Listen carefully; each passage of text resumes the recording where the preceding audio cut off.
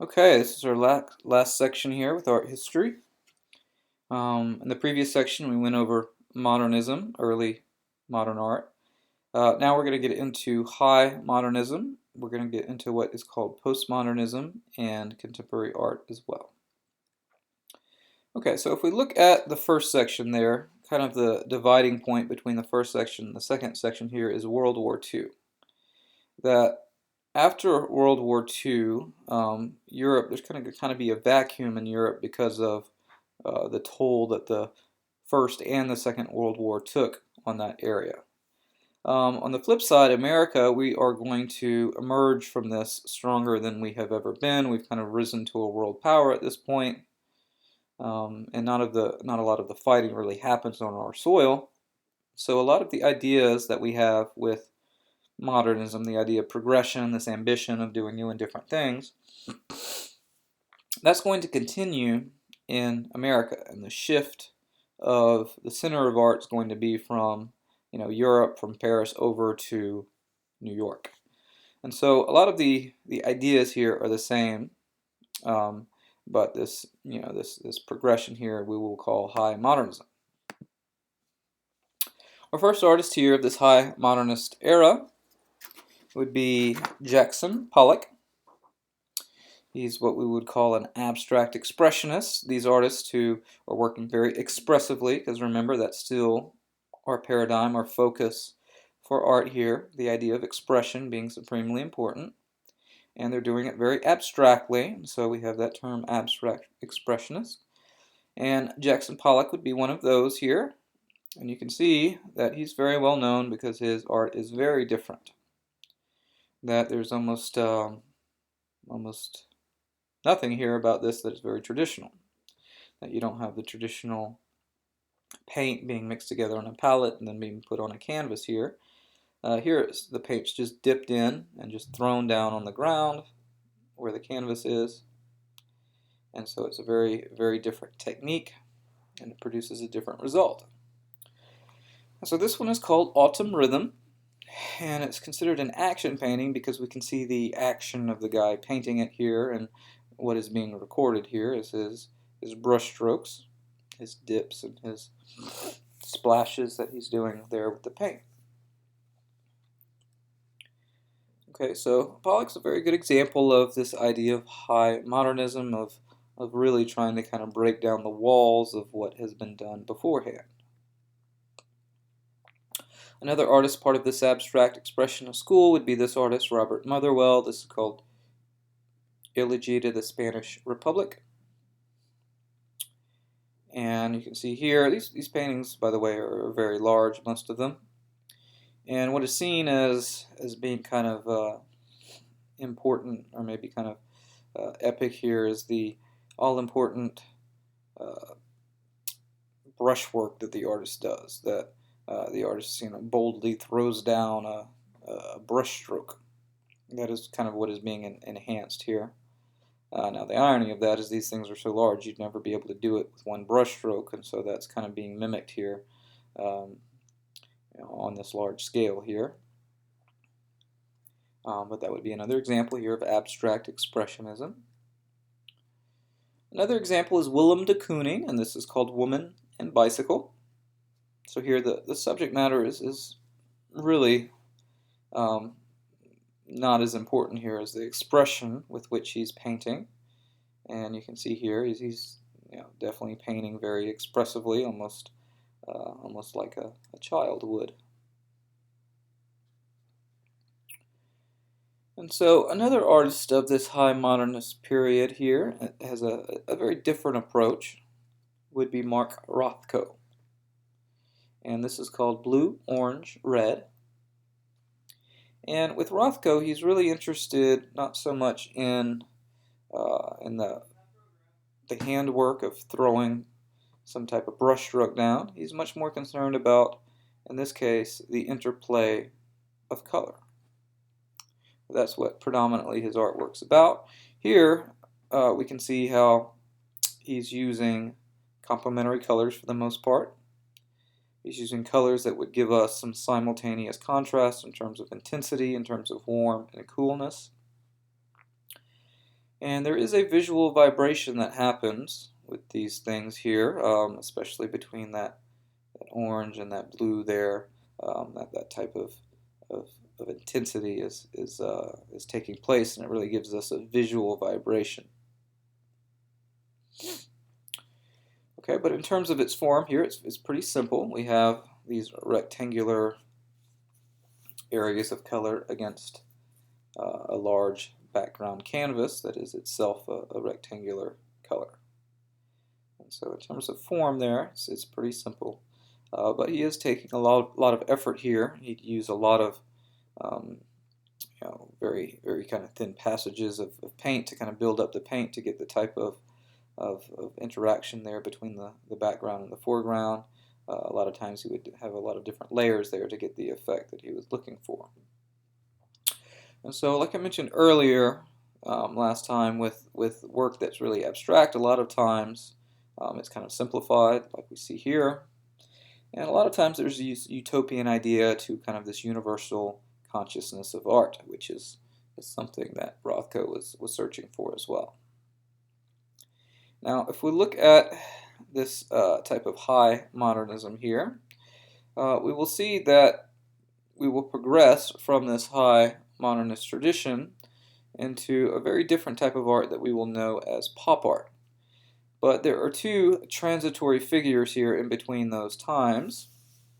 The first artist here is Mr. Robert Rauschenberg, and these are two of his works. The one on the left is called Monogram, the one on the right is called Bed. And so with Rauschenberg, he's kind of using this modernist style of doing new and different things. You can see on the left there he's combining this assemblage with a painting. So we don't know to look at it as if it's a sculpture. We don't know to look at it as if it's a painting, because indeed the sculpture itself is being painted and the painting itself is kind of being presented as a sculpture here. So he's kind of working with that contrast, that dichotomy. And a lot of what he's doing is also kind of asking modernism some questions about modernism, because with modernism it is kind of an elitist type of style, and it's kind of seen as kind of highbrow in terms of its sensibilities. So on the right he does what looks like, if we look from the top half there, very much like a modernist painting, but we can see from the bottom half that it's just done on a bed.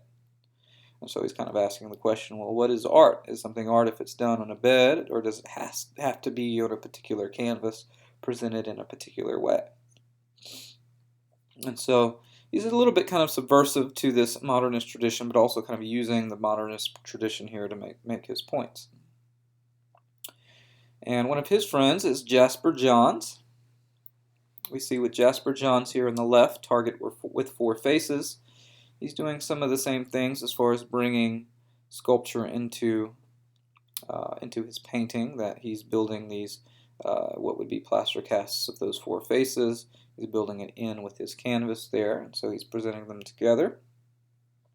And on the right you can see the abstract expressionist type of influence on his work. But here he's using something you would recognize. He's using kind of a subject matter back into the art, in this case a map of the United States. And we also see that with a lot of his work, like we see on the left, the target. He also uses flags, numbers, letters, or different things that we see a lot in his work. And using kind of this modernist vocabulary and the way that he's giving a lot of texture and things like that to his artwork, he's also, like I said, kind of reintroducing subject matter, things that people would recognize into art. And so these are two transitory figures towards what I said earlier, and that is pop art.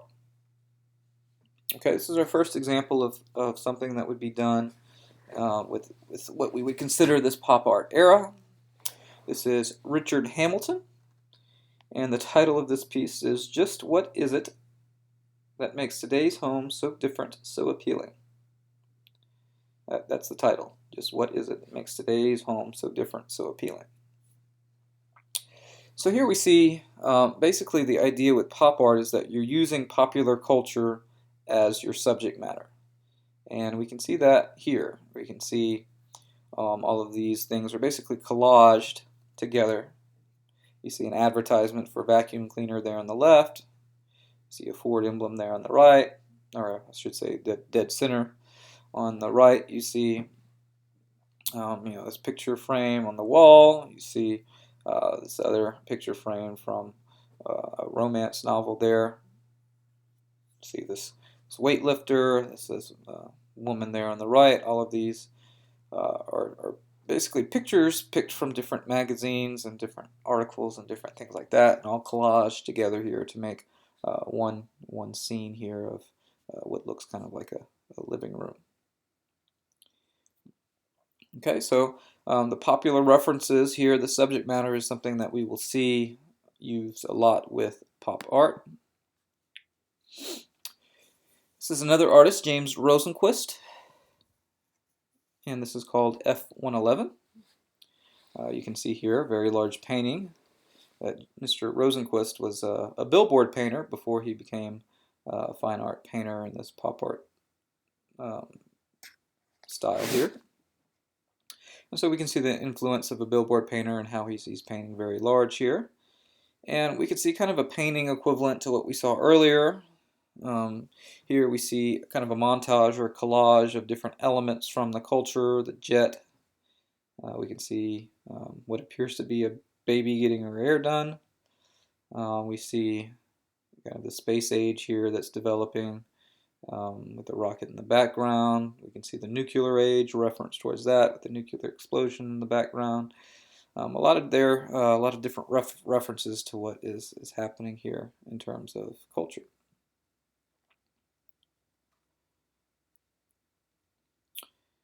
A big part of the difference between what we would call high modernism and pop art is associated with the idea of postmodernism, is that with modernism, there becomes a distinction between what is called high art and low art.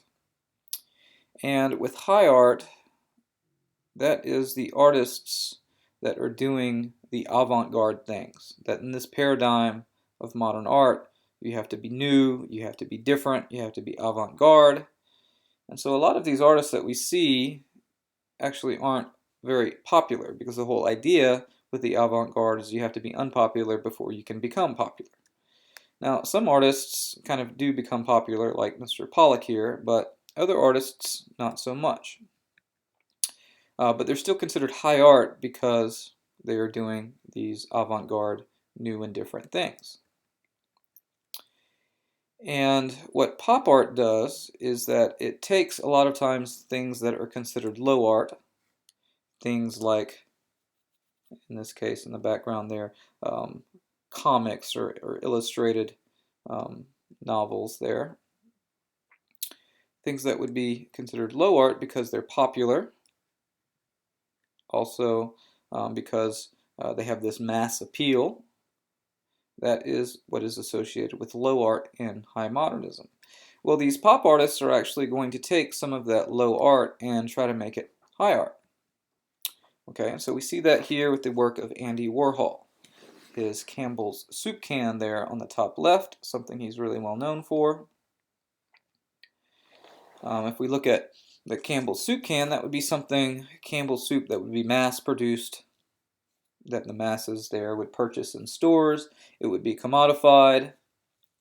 And so with high modernism, that's something considered low art because it's having to do with something that is mass consumed. And so part of the rhetoric for modernism was that as something is mass produced, then the quality tends to suffer. And so that's at least the idea in terms of not only society with something like soup, but also with art. And so there becomes this kind of rebellion against that in the high modernist tradition, that something kind of has to be one of a kind, that type of thing. And so by the time we get to pop art, that distinction kind of collapses. That these pop artists, a lot of them are actually coming from the commercial art world. Like I mentioned, James Rosenquist being a billboard painter, Andy Warhol here actually starting off as a store designer. Those are fields of commercial art, which, like I said earlier, they are considered low art in high modernism, but here in postmodernism, they're going to become high art. And so as that distinction collapses, that's why we have the term postmodernism, because it's seen as doing something quite different than what the modern sensibilities were all about. And so with Warhol's work, we see repetition used a lot. And so one of the things he would do is he would use that silkscreen process because it was easy to do repetition. And so his artwork is referencing, again, pop culture. Something we see in culture at this time is mass production, and so with his art, he's going to mass produce things. For instance, on the top right, we see race riot. We see something from the media that is reflecting what is happening in the culture here, these race riots that are happening. And so he's got that image from maybe a newsreel, something along those lines, a film still. And he's using the colors red, white, and blue there, obviously referencing what's happening in the nation at this point. And on the bottom, we see his Marilyn Monroe. Marilyn Monroe is a good example of something that would be kind of mass-produced because she's a Hollywood actress. And so, you know, with celebrity, it's this idea of how much of this person do we actually know, how much of this person is actually a production of sorts.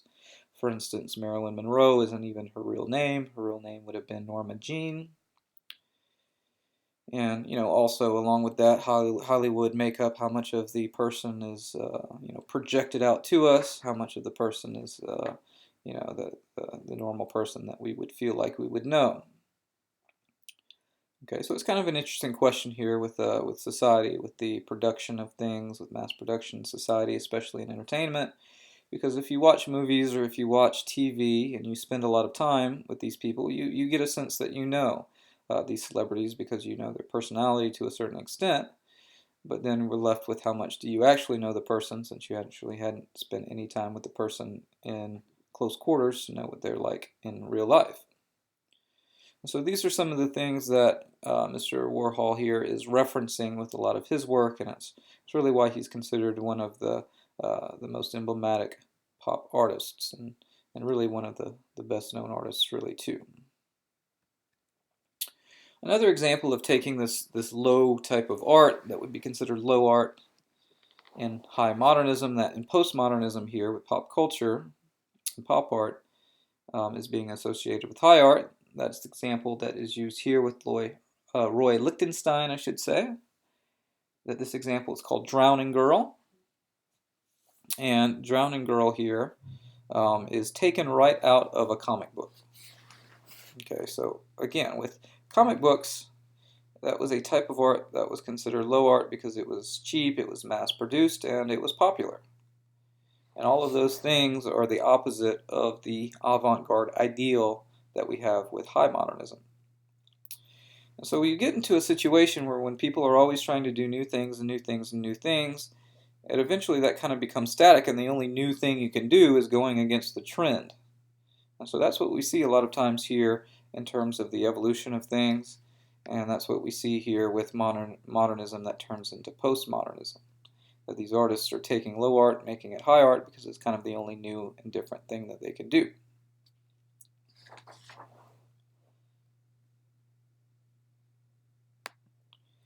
Okay, this next ism that we see is something called minimalism. And with minimalism, there's not supposed to be any content in art. You're not supposed to read anything into it. There's not supposed to be any meaning to it. You're just supposed to kind of experience the artwork as it is in terms of its form. And so one of those examples of those artists is this one. This is Donald Judd, and this is called Untitled. All of the works I've seen by Donald Judd have been called Untitled, and they all look very similar to this. Basically, these shelves there on a wall. That's what a lot of his artwork looks like. And so this would be an example here of sculpture. And here is the artist Frank Stella. And the one on the top left there is called Tomlinson Court Park. And the one on the bottom right is called Ag Botana 3. And so here with minimalism, he's using, again, very minimalist type things. The top left, it's basically just a geometric pattern in black and white, or gray and black. And on the bottom, he's adding color, but still going with his geometric theme.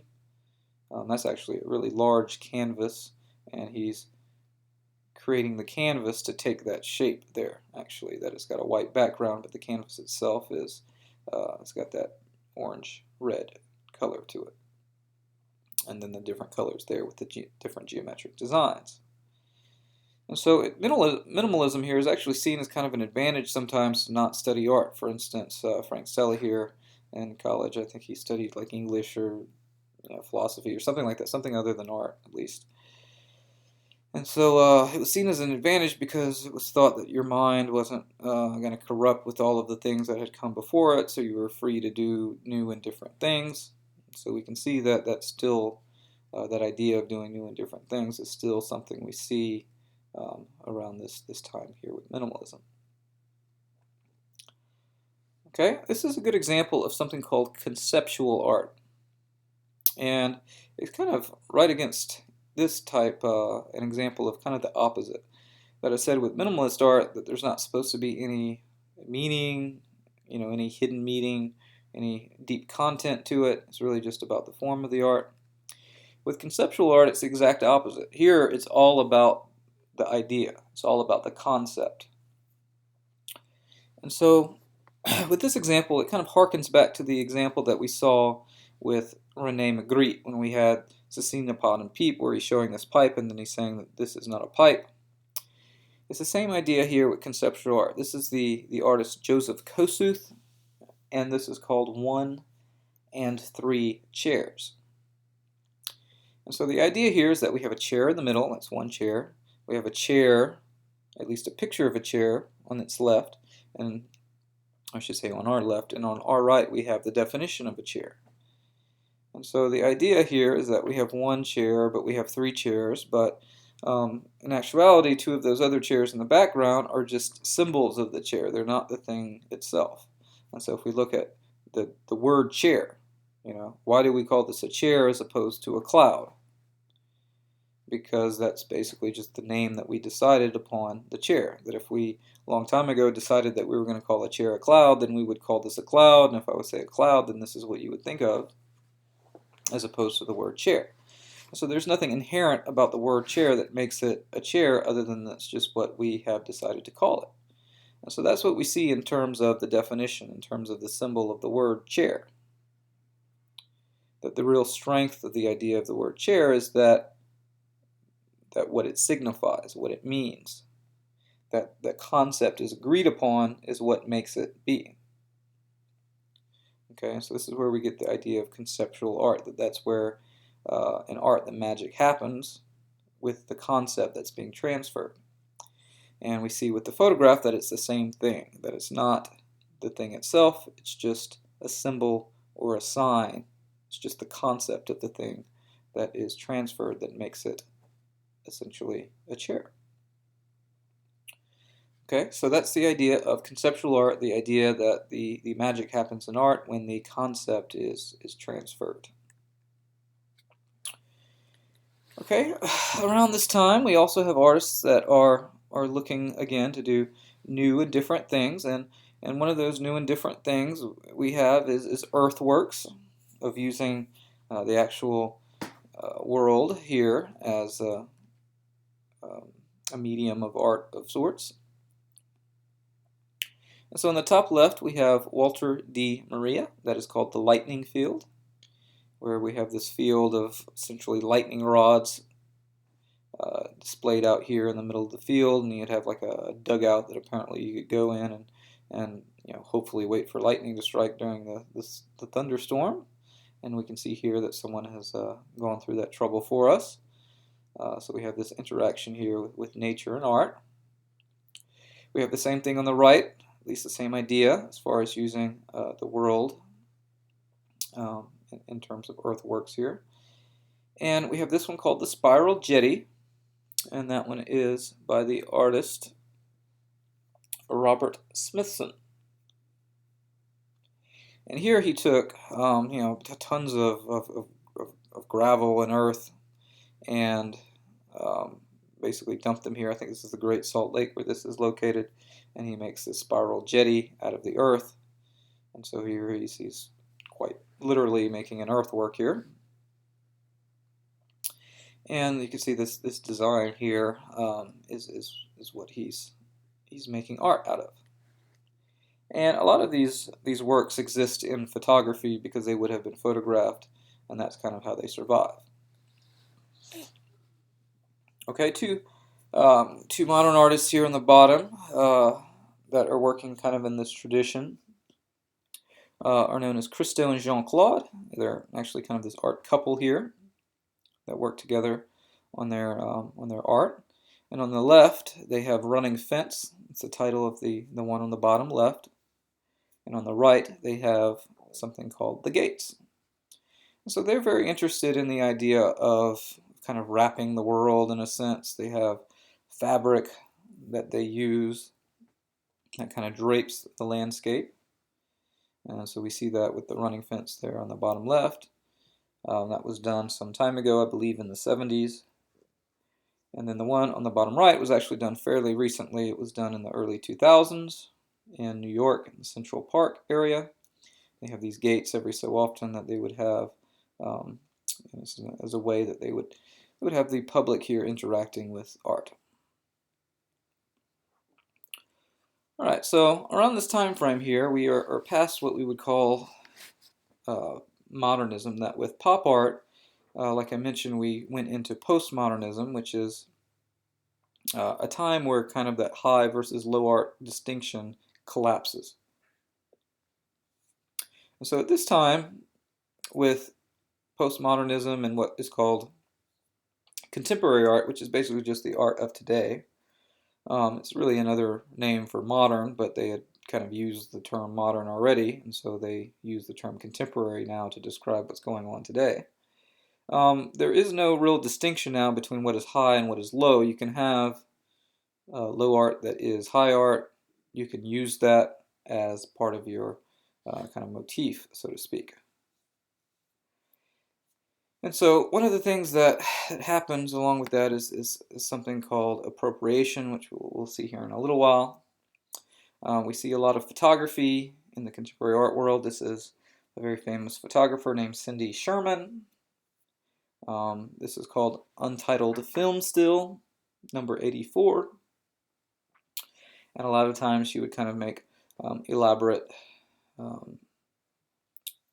scenes for her. She'd use herself as a model in a lot of these things as well.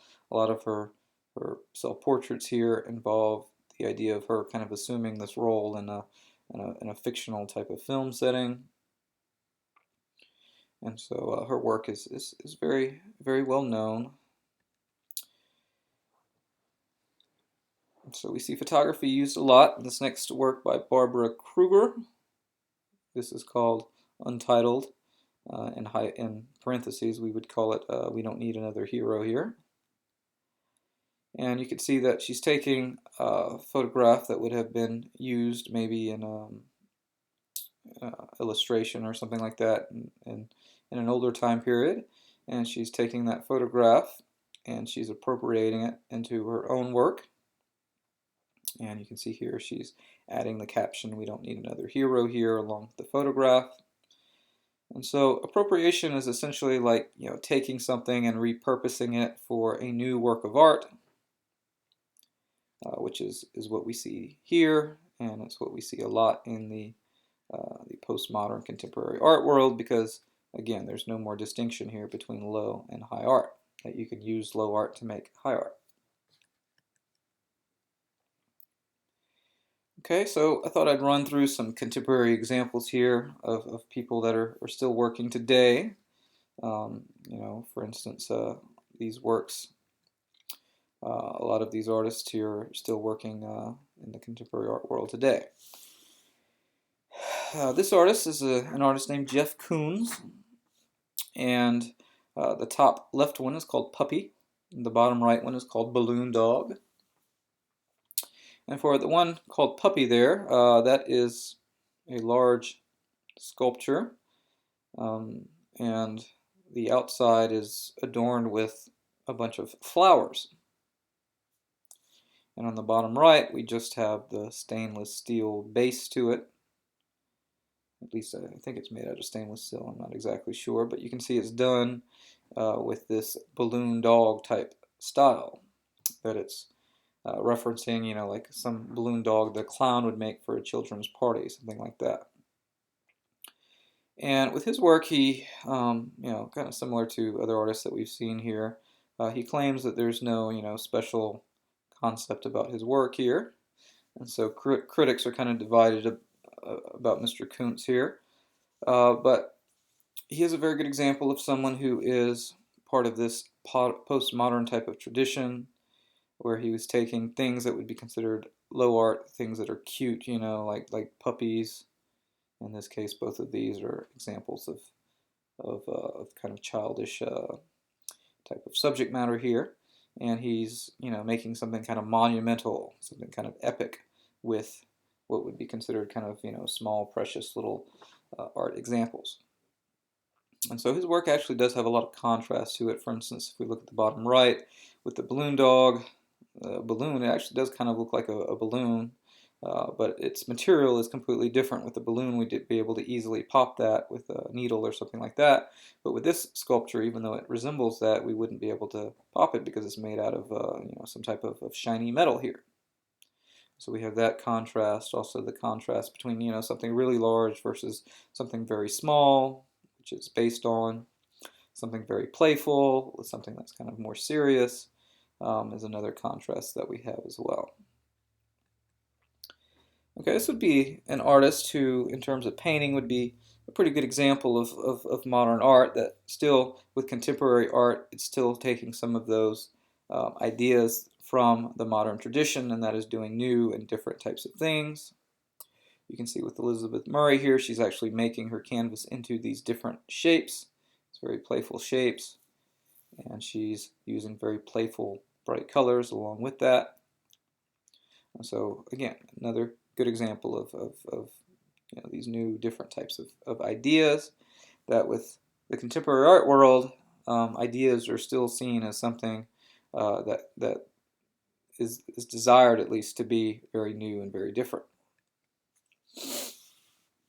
Okay, one artist that we see that's very good as far as the conceptual part of the artwork is Damien Hirst. He's one of the most successful artists today, certainly one of the most successful artists really, even if we look back in history, at least monetarily speaking. On the top we have the Kingdom of the Father, and on the bottom we have something called the physical impossibility of death in the mind of someone living. So if we look at what the thing on the top actually is, you can see it kind of almost resembles like a stained glass window. What he's actually doing is he's taking butterflies and adhering them to a black background. So all of those colors that we see are just different colors of butterflies. And so that's an example of one of his works there. He seems to be fairly preoccupied with the idea of death here in Damien Hirst's work. And so we could probably tell that from the title, The Physical Impossibility of Death in the Mind of Someone Living. What basically he has here is a great white shark that's stored in a formaldehyde mixture there in the bottom. So that's considered a sculpture there.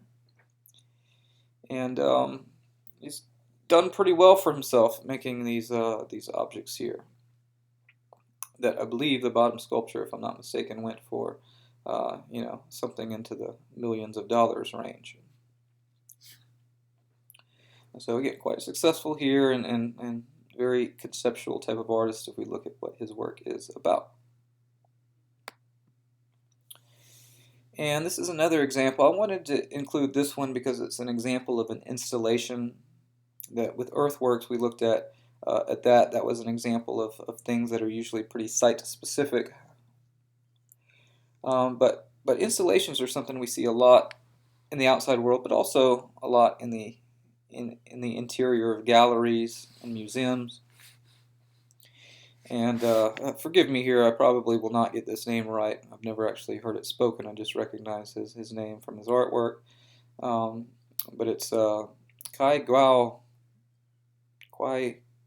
or C. CIA is his first name, Guo is his second name, and then a hyphen, and his last name is Qiang. So I'm going to go with Qi Gao Quang. Let's try that. And the title of this installation is called Head On. And so it's a pretty interesting little installation here, and an example of how art still is searching to do new and different types of things.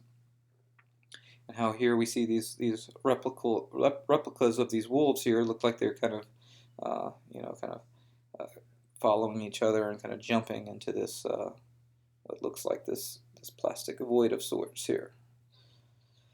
And so again here, another example of a typical type of installation that we would see here in the art world. And so with that, we are done with art history.